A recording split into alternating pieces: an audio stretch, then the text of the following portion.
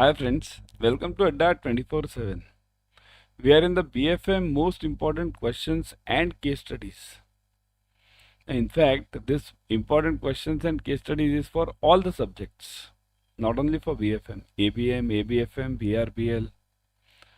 So you can watch the complete series. Various mentors are taking various subjects. I am taking this BFM as well as ABM.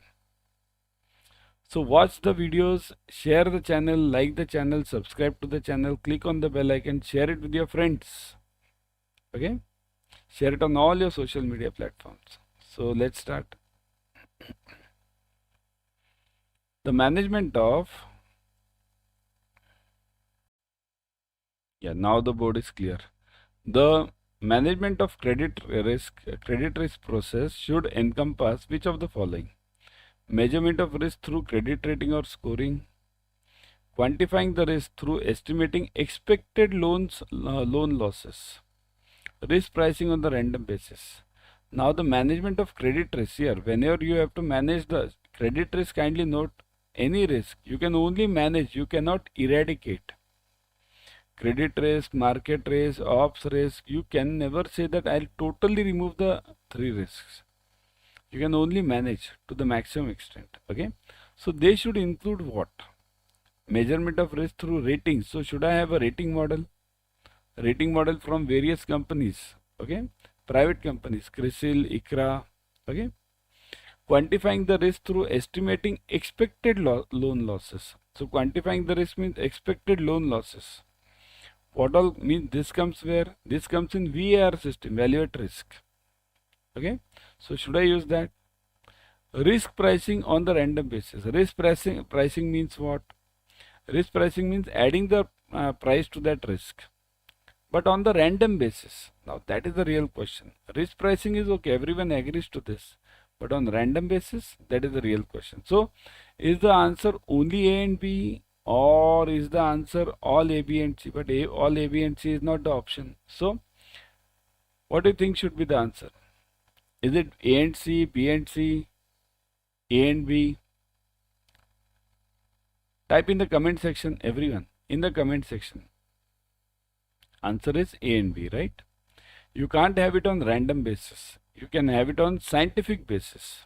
Okay, you can have it on scientific. This is a real answer, scientific basis. And here the management of credit risk includes one more point which is not given over here. These were the 3 points: measurement of risk through credit rating, scoring, quantifying the risk by estimating expected losses, risk pricing on scientific basis, and fourth one is controlling risk through LRM. These are the 4 basic parameters. Okay, so this is additional, which was not given in the options. Bank should have a comprehensive dash that serves as a single point indicator of diverse risk factors of the counterparty and for taking credit decisions in consistent manner. So bank should have a comprehensive dash. What dash? They should have a grid system, risk grid system, risk rating system, risk facilitation system, or risk system. What should banks have? What is grid system? Grid or rating?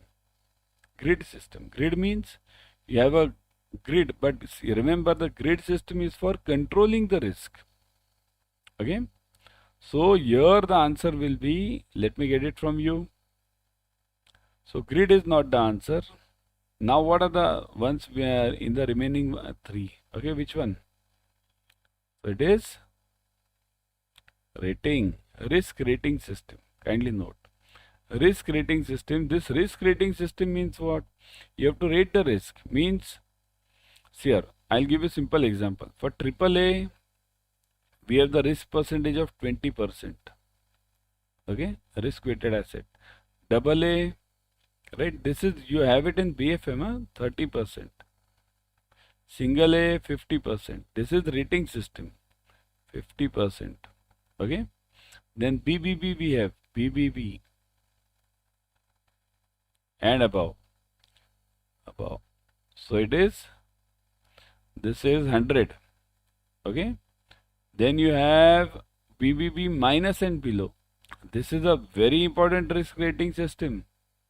minus and below, it is 150, and all others are unrated.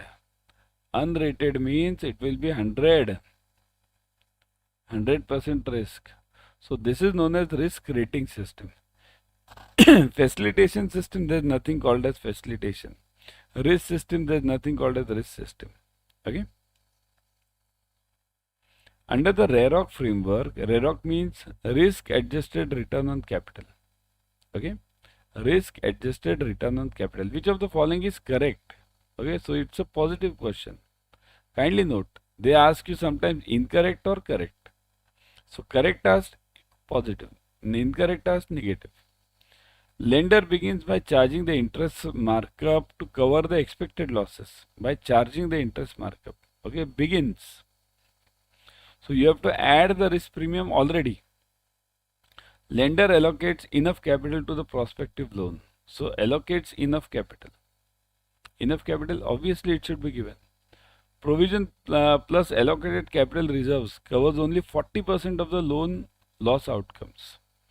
So provisions plus, so it will cover only 40%. Remaining 60% is the risk. So A and C is correct, A and B is correct, B and C is correct, all A, B, C are correct. Type in the comment section, everyone. Type in the comment section, it is A and B only. Many of us feel that it's A, B and C. All of them are correct. It's nothing like this. See this. How can 40% be covered? You mean to say your provision will cover only 40%. RBI says 70% is a minimum rule. Right? That's PCR, provisioning coverage ratio. So minimum is 70%. How can you take it as 40%? Right? Now, before going ahead, everyone subscribe to Officers Adda English channel. Okay. Click on the subscription button, click on the bell icon. Join this crash course starting from 11th October. Very fast, very apt, to the point. You can join the Mahapacks also. I'll show you at the end how to join this. Now I'll be covering some questions. Let's carry on with the questions now. I'll be covering those questions which are common to ABM and BFM. Useful in both. It will be useful to you in your ABM also, in your BFM also. Okay? So, double ka tadka. First one. We'll be covering the objective questions. If a standard asset will be shown as a loss if it had become irregular due to non-payment by the borrower since last 5 years. The loss of security in the account was more than 50%. The secured balance in the account is less than 10% after damage of the security. And all of the above are correct. So what is the correct answer in this? Think about it. Give me the correct answer in the comment section. Okay? Check in the comment section, everyone. Give me the answer in the comment section.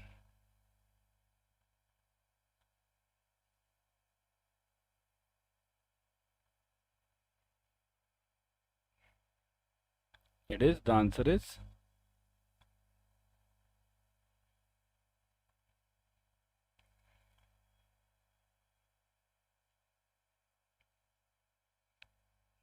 C. The secured balance in the account is less than 10% after the damage of the security. Okay. So this is the main criteria. If the secured balance means basically the security against which the loan is given, if that remains less than 10% after the security has some damage due to anything, it might be due to rains, due to anything, fire, anything. If the security has remained less than 10%, then this is known as this asset will be shown as a loss asset. Okay. Next one.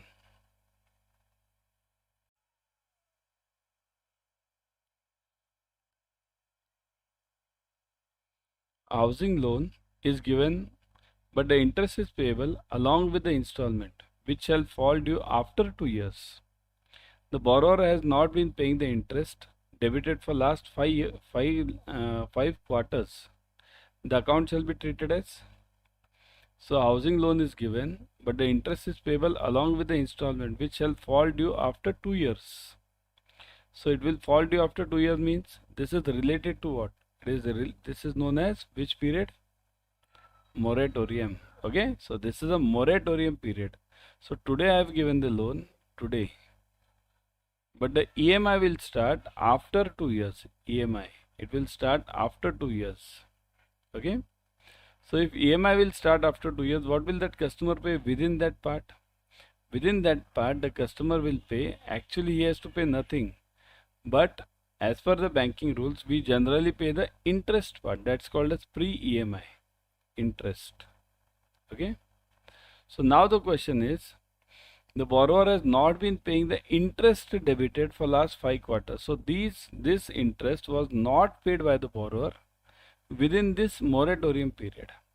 So what shall be the account treated as? Standard account, standard irregular account, substandard account, standard NPA account. Think over it, everyone.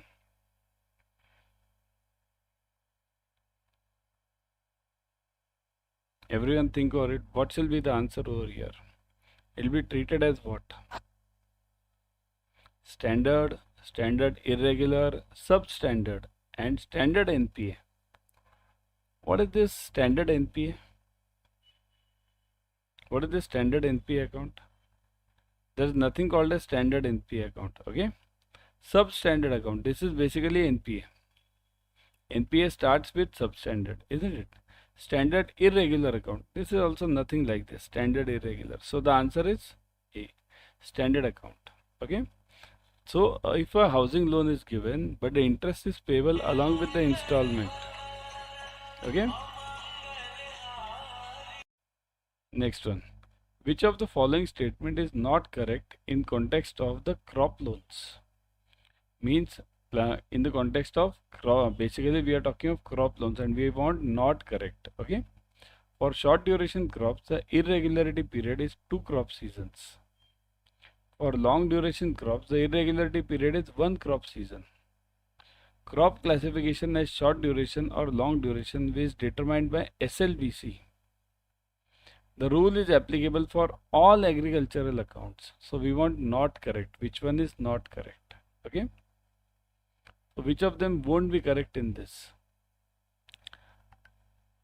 Understand this. See this. Short duration crop and long duration crop. What is it? What is the short duration crop? Short duration crop means that crop which is completed within one season only. Long duration crop means that crop which requires 2 crop seasons. Okay. So that is, now which are those crops? We are not concerned with it actually. Banker gets the list of those crops. Okay.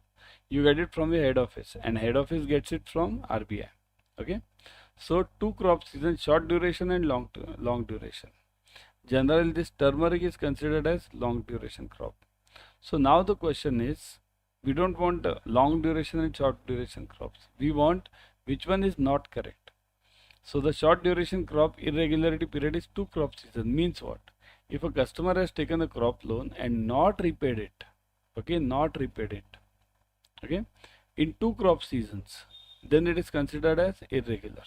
Means basically NPA. Similarly, the second one, the customer has taken the loan for long duration crops and not repaid for 1 crop season, then it will be called as this NPA. So these two are correct. This is correct. This is correct. Crop classification as short duration or long duration is determined by SLBC. So that is also correct. Okay. The rule is applicable to all agricultural account. That is wrong. Now what do you mean by this? The rule is applicable to all. It means suppose if I take a tractor loan, then also it is applicable. Suppose if I take a housing loan under agriculture as a farmer, then also it's applicable. So it's not. Okay. So that is the point. The important point over here is this is applicable only to those crops. Means all the above 3 are correct, but it is not applicable to other agricultural accounts. Okay. So now the question in your mind might be, what is SLBC? SLBC, okay, State Level Bankers Committee. State Level Bankers Committee. So this Bankers Committee gives the list of this crop duration, short or long, okay, and then it forwards it through RBI to all of the banks, okay. So state level bankers committee, this is the meaning of SLBC, okay. Next one, which of the following provision requirement is stated incorrectly in context of doubtful accounts? So incorrectly in doubtful, doubtful means these are these NPAs? So NPA level number 2, right? Substandard, doubtful 1, doubtful 2, and then loss. So which of the following requirements are stated are incorrect? For unsecured portion of the balance, provision is 100%. For unsecured portion of the balance, provision is 100%. For secured portion of the balance in doubtful up to 1 year, provision is 25%. For secured portion of the balance in doubtful above 1 year up to 3 years, the provision is 40%. For secured portion of the balance in doubtful above 3 years, the provision is 50%. So which one is correct? Think over it. This was there, the question was there in your JAIIB also earlier. So now think over it. Which one is correct? This question was there in your JAIIB also. Think. I'll give you 1 minute to think.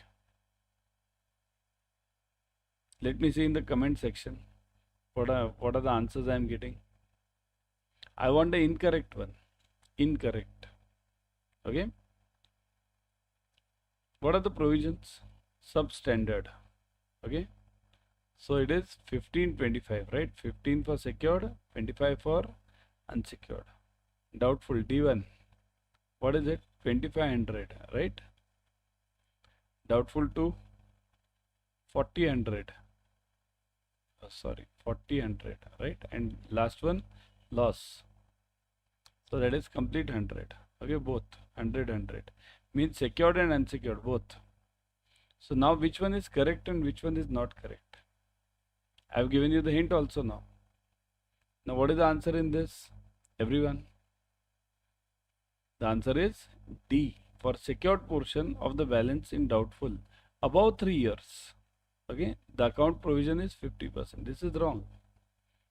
See here, doubtful one above 3 years becomes loss asset. See, this is for 1 year. This is for 2 years. So total is 3 years. Doubtful 3 years. So above 3 years, the provision is 100. So this one is incorrect. Okay. Next one. For the purpose of valuation of securities for provisioning purposes, the collateral securities are to be got valued at least dash by the valuer appointed by the board approved guidelines. So for purpose of valuation of securities for provisioning purpose, provisioning, what do you mean by provisioning? Provisioning means whenever we do the secured or unsecured provisioning for this NPA loans. Okay. So securities for provisioning purposes, collateral securities are to be got valued at least dash by the value. Means how many times do we get it valued? Means suppose if I have taken a security today and the loan is for 10 years. So this valuation of that security should be done by me as a bank at least in how many years for that loan account or for that security? At least in how many years? What do you think?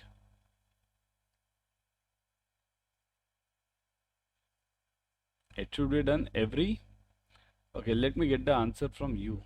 Okay.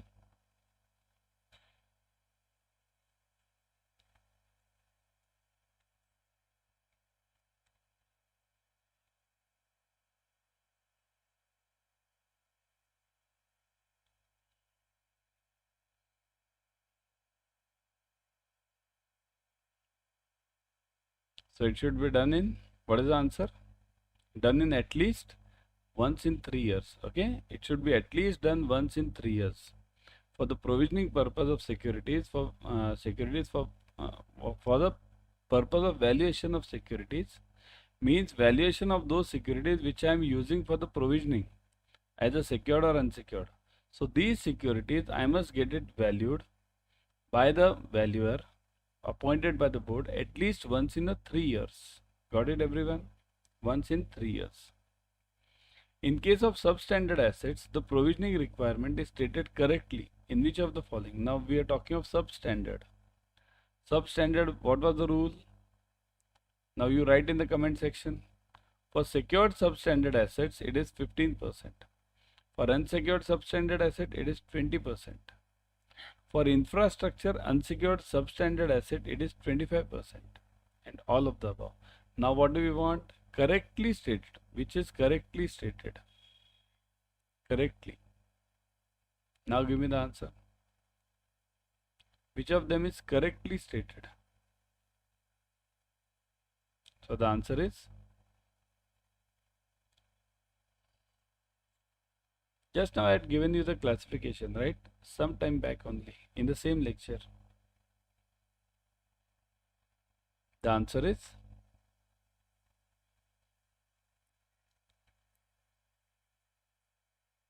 it is for substandard assets, it is 15%. Okay. So what is the provisioning? Look at this, substandard. Again I'll write it, 15, 25, right? 15 for secured, 25 for unsecured. Okay. For doubtful one, doubtful one it is, see this, it's written over here unsecured substandard, which is this unsecured substandard. So it is 25. That is wrong. So this is wrong. Infrastructure unsecured substandard assets, it is 25%. Unsecured. Okay. Substandard. Infrastructure unsecured. So that is reduced now by RBI. Okay. So that is not 25%. Got it? So the only correct answer over here is A. Okay. Because for infrastructure related, okay, what is the provision for infrastructure related unsecured substandard assets? You type. If this is wrong, then what is the right answer? What is the right answer for infra related substandard? Give me the answer. It is 20%. Remember, it is 20%. Got it? It is 20%. So that is the right answer. Got it, everyone? Clear? Next one. Which of the following statement regarding the provision on the standard assets is not correct? So regarding the provision on the standard assets is not correct. You want it now, not correct. Okay. And the question is on provision on standard assets. Provision standard assets. Okay. So not correct. The provision shall not be reckoned for the purpose of arriving at the net NPAs. The provision shall not be netted off from gross advances. Provision shall be shown as contingent provision against the standard assets in Schedule 5 other liabilities in the balance sheet, and none of the above. So which one is correct over here? We want here not correct. Understand the question, which is not correct. And provision on standard assets. What are the provisions on standard assets? Provision on standard assets are, the standard assets have various types of provisions. For agri, right? What are the standard asset provisions? Anyone can give me? For agriculture, what is the provision for standard asset? Standard asset, it is 0.25%. Okay. For MSME, standard asset, the provision is, everyone in the comment section, 0.25%, right? For housing, individual housing, remember it is individual housing. The provision is, everyone think over it, think over it. I want the answer in the comment section. These questions do come in the exam. Again 0.25%. Okay. For commercial real estate, CRE we call it. CRE, commercial real estate. What is the provisioning? Commercial real estate. The provisioning is 1%. Sorry, 0.75%. This one, yeah, it is 1%. And CRE RH, commercial real estate under residential housing, with residential housing, that is 0.75%. And for all other loans, all other loans, the provision is 0.4%, 40. Okay. So these are the provisions given. Remember these by heart. Again I'll repeat. Agri 0.25, MSME 0.25, housing 0.25, commercial real estate 1%, commercial real estate with residential housing 0.75%. All others it is 0.4%. So what do we want now? Which one is not correct? Okay. So provision shall not be reckoned for the purpose of arriving at NPS. How can we arrive at NPS using the standard assets? Obviously it can't be, right? So we want not correct. This is correct. So I'll write here true. This is true. Shall not be reckoned. I can't take the provision of standard assets as a provision for NPS, right? Provision shall not be netted from the gross advances. That is also true. The provision is not netted from the gross advances. Okay, gross advance means total advances which I have given. Now, then where will it be netted? If it's not given through gross, then what? Then through what? See here, what is gross advance? Gross advance includes everything. Okay, so regular, standard, NPA, everything. So the gross advances we don't take it. Where will we take it then? We will be taking it in net advances. Okay, net. Got it? Provision shall be shown as a contingent provision. So that is true, because this is a contingent provision. This is not an NPA as of now, because I am just making a provision for the safety purpose, right? So contingent provision against the standard assets in Schedule 5, other liabilities in the balance sheet. So this is also true in Schedule 5. So this is also true. So the answer is none of the above. Which of them is not correct? So not correct is none of the above. All of them are correct. Got it? All of them are correct. Got it? Let's move on to the next one. Yeah. Which of the following statement is not correct regarding the floating provisions? Regarding the floating, remember this, floating provisions. The provisions can be netted off from gross NPS to arrive at the disclosure of net NPS. Okay. Think over it. Which of them is not correct regarding the floating provisions? I'll give you the answer later. First, you try yourself. Okay. So these provisions can be netted off from gross NPS to arrive at the disclosure of net NPS. So netted off from the gross NPS, from gross, okay, to arrive at disclosures of net NPS. These provisions can be treated as part 2 of Tier 2 capital fund with overall ceiling of 1.25% of the risk weighted assets. Okay. So 1.25% of the risk weighted assets. So these can be netted off as with the overall ceiling. Is this true? We want not correct. Remember the question, not correct. These provisions can be reversed to credit to P&L account at the discretion of the bank. So floating provisions, can they be reversed to credit to the P&L account at the discretion of the bank? So which of them is correct? And last one is none of them.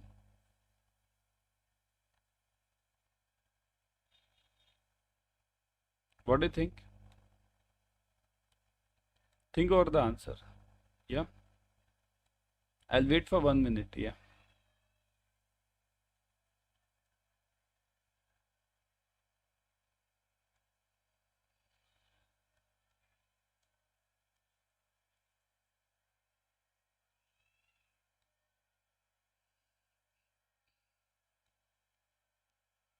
Firstly, what is a floating provision? Many of you might be asking this, thinking this. What is a floating provision? Answer this. In the comment section, you answer me. What is a floating provision? Who can give me the meaning of floating provision?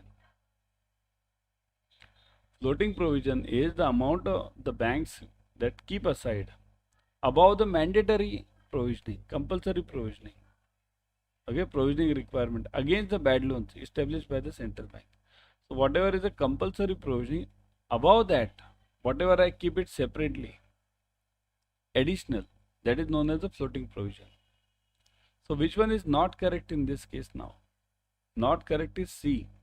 This cannot be credited reverse back to the P&L account at the discretion of the bank. It cannot be done. Okay. So that was a YT series for you. Now before going, let me show you how to join the batches. See here, the new batches are coming up on 11th October. Already I told you, crash course batches, the fast batches, join them ASAP. Go to Adda 24/7, always go through the app. In the app you get 1% extra. Okay. Go to CAIIB November. Okay. Click on the crash course. See this crash course. Okay. Ebooks, test series, online live classes, expert faculties, interactive classes, recorded videos, limited size batches, everything you are getting. At what cost? Click on the code. Put the code Y432. Buy now, Y432. Apply 77% off plus 1% extra using the app. So 78% off. Also you can join the Mahapack. In Mahapack you are getting 15 plus batches per subject. Again use the same code Y432